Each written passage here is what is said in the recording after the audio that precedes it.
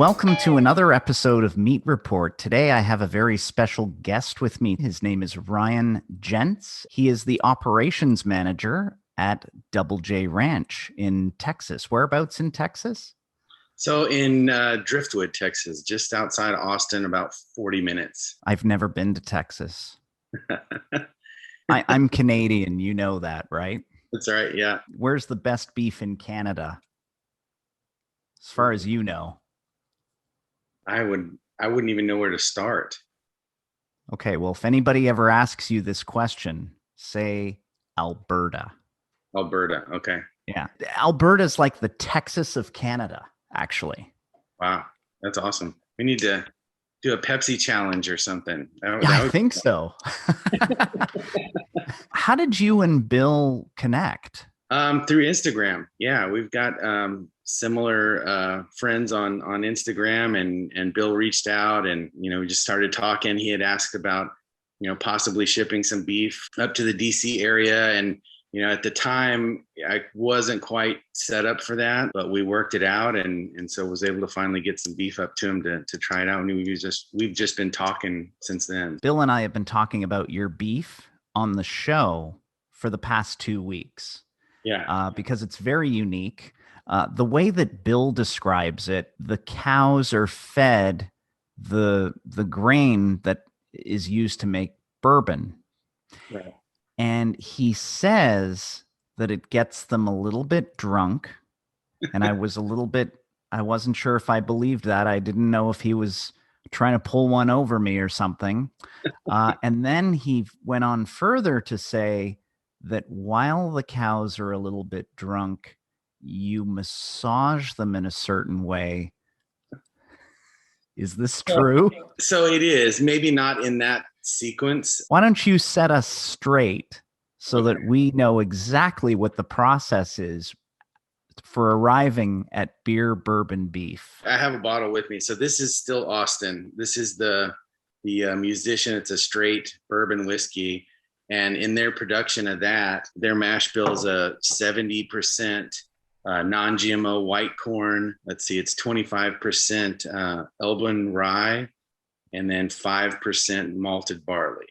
So that's their mash bill that they use there in Austin. It's all Texas grain from a family called Lone Star Family Farms.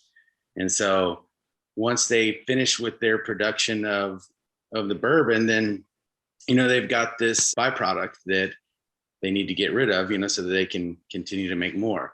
So I pick up from exclusively from still Austin right now for the bourbon grain portion. And then I pick up from Pint House. So I think I sent some product up there for Bill, but this is the Pint House. This is their Southern Tropic beer. So they do a lot of IPAs. I think Electric Jellyfish is kind of their flagship brew. So I pick up all the beer grain from Pint House there in Austin, and bring it all back to the ranch. And it's pretty labor intensive. When I go pick up the bourbon grain, I pick it up in 1,000-gallon tank, and I pick it up about every 5 days or so. So, that has to be dewatered because it's pretty liquidy, and I don't feed it that way. I dewater it a little bit.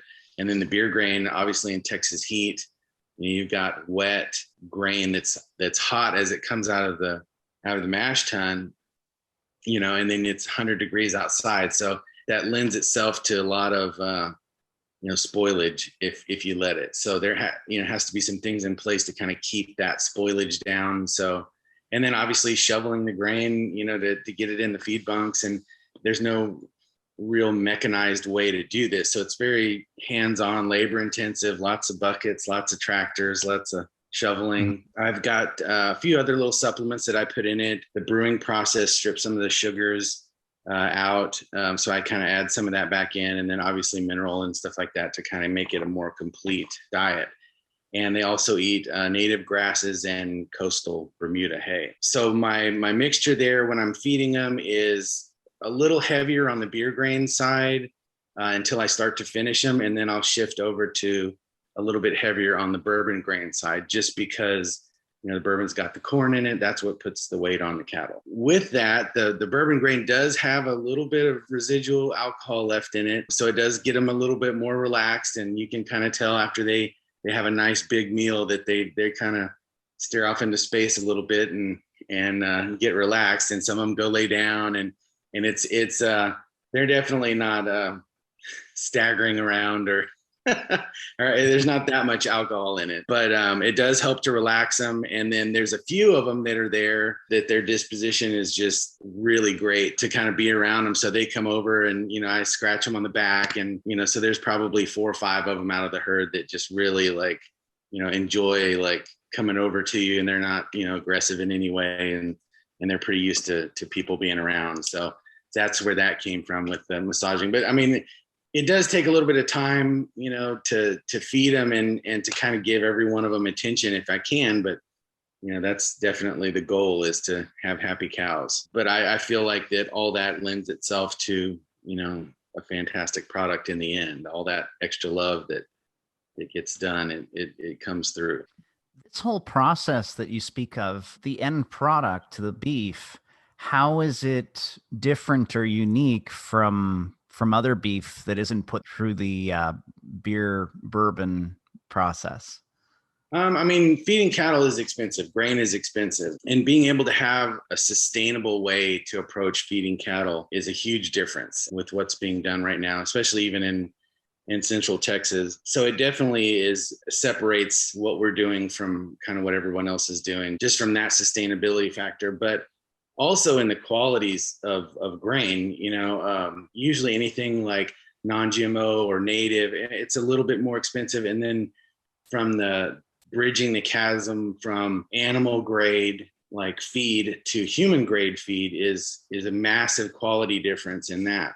So these cattle are getting fed, non-GMO human grade feed, which is significantly higher quality than just a typical feed grade grain that cattle are getting.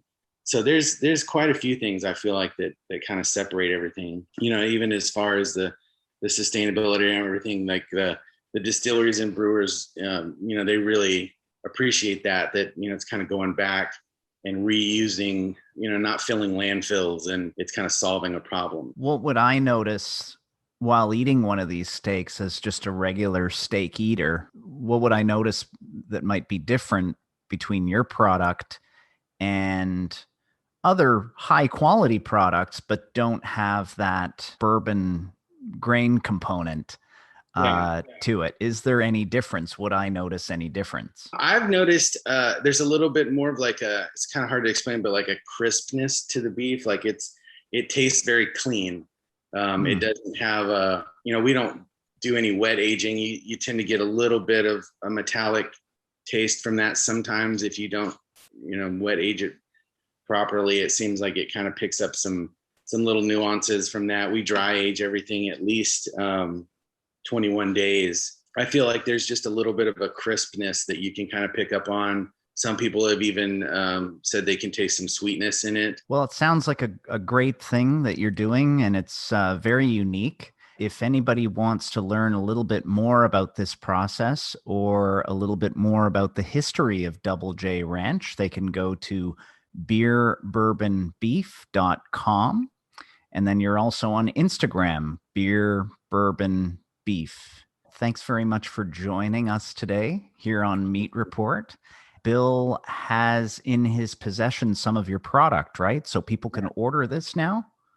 Yeah, he's got a little bit. I need to get him some more, but we're just working out on which cuts and what he'd like to kind of have. So, but yeah, we're moving forward. Well, good. Well, I'm glad that you could join us today so that when people have the opportunity to order that, they know what they're getting into and they hear a little bit about the process. So thank you. Thank you so much, Aaron. I appreciate it. Thanks for having me.